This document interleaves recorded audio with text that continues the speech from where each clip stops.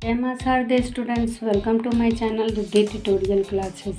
आज का जो हमारा टॉपिक है वो है बिजनेस स्टडी का पब्लिक इंटरप्राइजेज का टाइप्स को देखना है कि कितने टाइप के पब्लिक इंटरप्राइजेज होते हैं। ठीक है, तो आगे बढ़ते हैं वीडियो की ओर।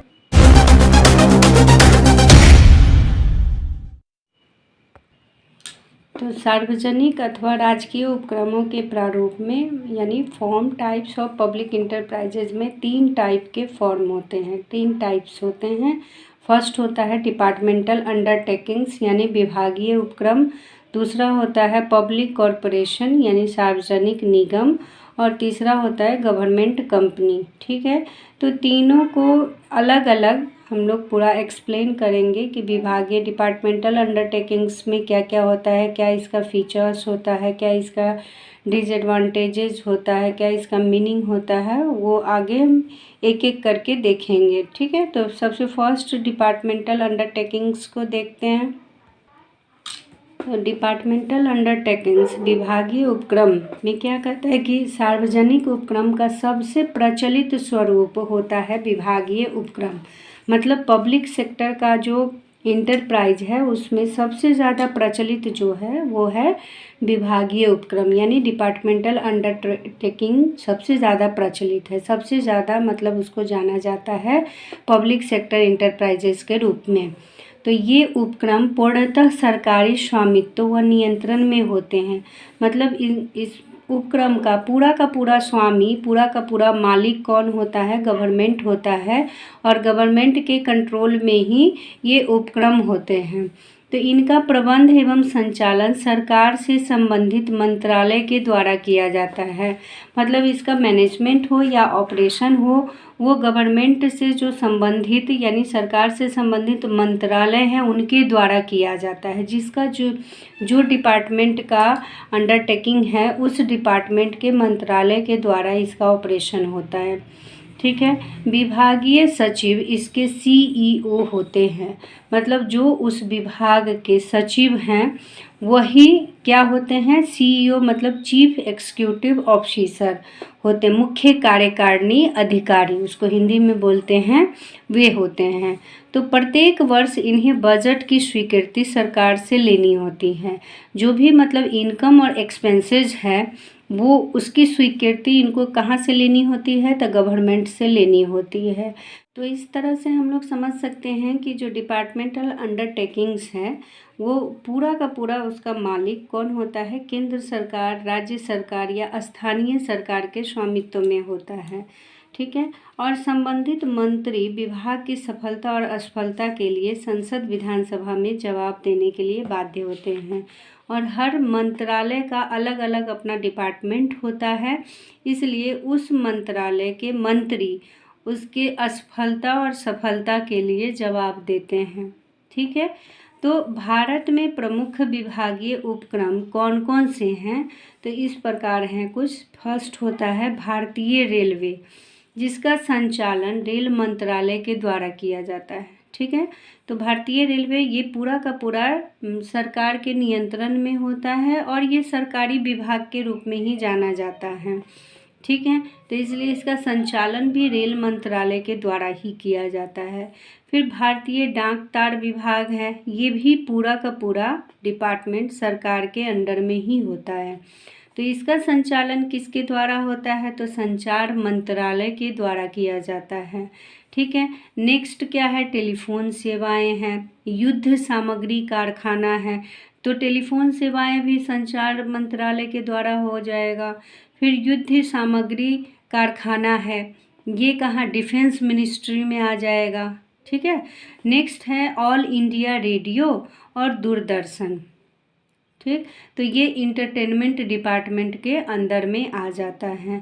तो इस तरह से सारे डिपार्टमेंट, जितने भी डिपार्टमेंटल अंडरटेकिंग्स हैं वो सारे पूरे का पूरा गवर्नमेंट के कंट्रोल में होते हैं। ठीक है, नेक्स्ट देखते हैं कि इसका फीचर्स क्या होता है। तो फीचर्स ऑफ डिपार्टमेंटल अंडरटेकिंग्स, विभागीय उपक्रमों की विशेषताएं। फर्स्ट क्या है? तो स्थापना, यानी इसका फॉर्मेशन किस तरह से होता है? तो इसकी स्थापना सरकार के द्वारा एक विभाग के रूप में की जाती है। ठीक है। और प्रत्येक विभागीय उपक्रम को किसी मंत्रालय से संबद्ध कर दिया जाता है। ठीक। नेक्स्ट है संचालन, प्रबंध एवं नियंत्रण, ऑपरेशन, मैनेजमेंट और कंट्रोल। मतलब इसका ऑपरेशन, मैनेजमेंट और कंट्रोल टोटली किसके हाथ में होता है? गवर्नमेंट के हाथ में होता है। गवर्नमेंट के द्वारा ही जो नियम बनाए जाते हैं उसके अकॉर्डिंग इसका ऑपरेशन होता है, मैनेजमेंट होता है और कंट्रोल होता है। नेक्स्ट है वित्त व्यवस्था यानी फाइनेंसिंग। फाइनेंसिंग यहाँ कहाँ से होती है? तो इन उपक्रमों की वित्त व्यवस्था सरकार द्वारा बजट से की जाती है। इन उपक्रमों को जनता से उधार लेने की अनुमति नहीं होती है और इसका जो डे टू डे का खर्च है वो सरकारी खजाने से ही निकालते हैं और अपना जो आय होता है, जो इस डिपार्टमेंट का खुद का इनकम होता है, वो भी सरकारी खजाने में ही जमा की जाती है। ठीक है।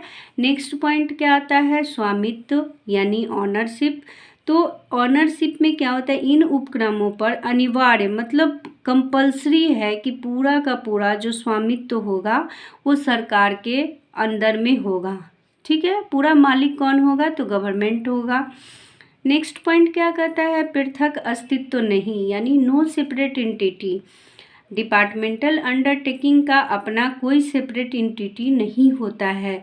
इट मीन्स कि ये अपने नाम से कोई भी संपत्ति को नहीं खरीद सकते हैं और ना ही किसी पर बिना अनुमति के मुकदमा ही कर सकते हैं या और कोई भी इनके ऊपर मुकदमा नहीं कर सकता है क्योंकि इनके पास अपना सेपरेट एंटिटी नहीं होता है। नेक्स्ट पॉइंट आता है अंकेक्षण यानी ऑडिट।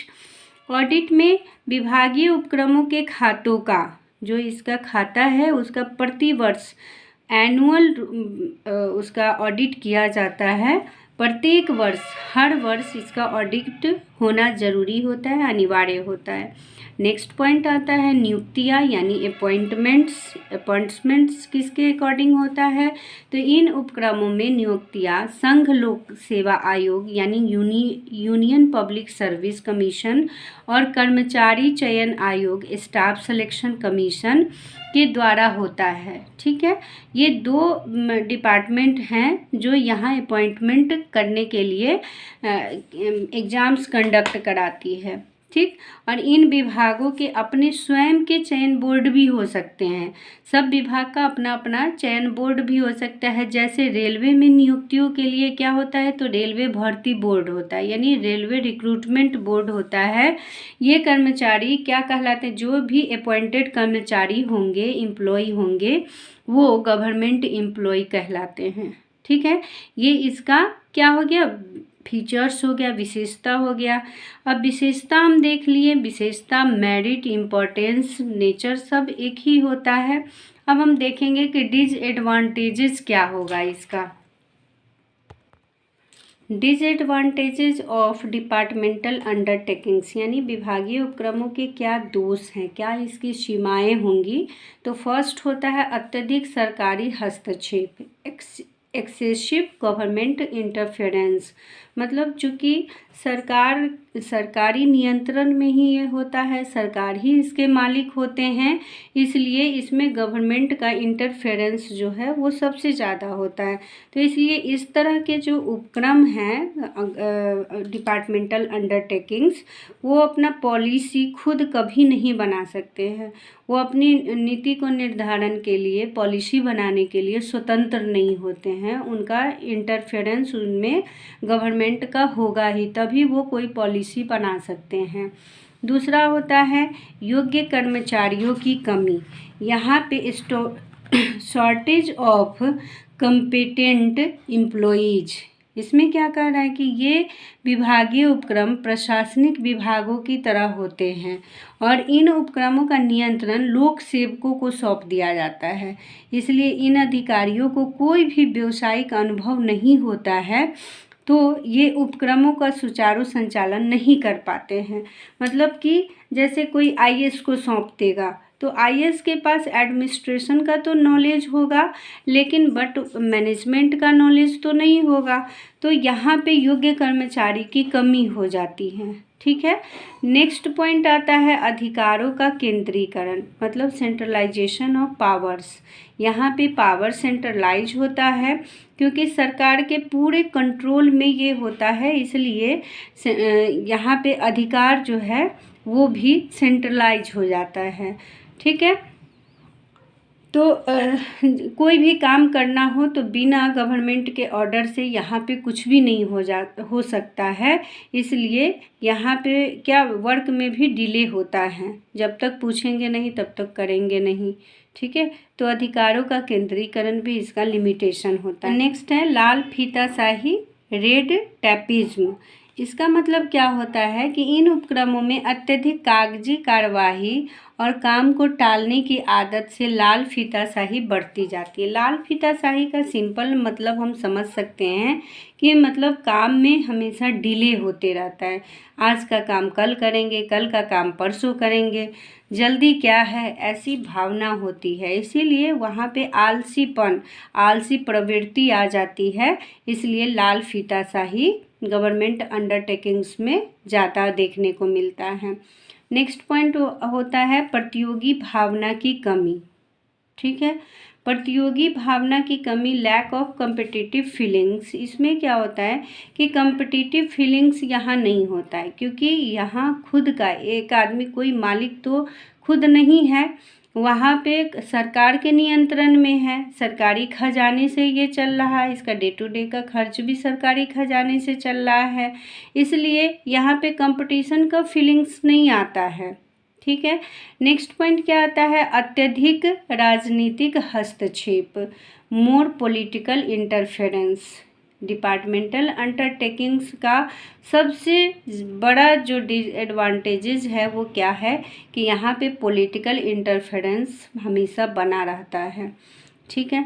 नेक्स्ट पॉइंट आता है अलोचशीलता, इनफ्लेक्सिबिलिटी, मतलब यहाँ पे फ्लेक्सिबिलिटी का भी अभाव होता है। जैसे कोई रूल रेगुलेशन चेंज करना है या कोई पॉलिसी चेंज करना है तो वहाँ पे फ्लेक्सिबिलिटी नहीं होती है, क्योंकि यहाँ जो भी निर्णय लिए जाते हैं, जो भी डिसीजन लिए जाते हैं, वो संसद में जो नियम बनते हैं उसके अकॉर्डिंग ही लिए जाते हैं।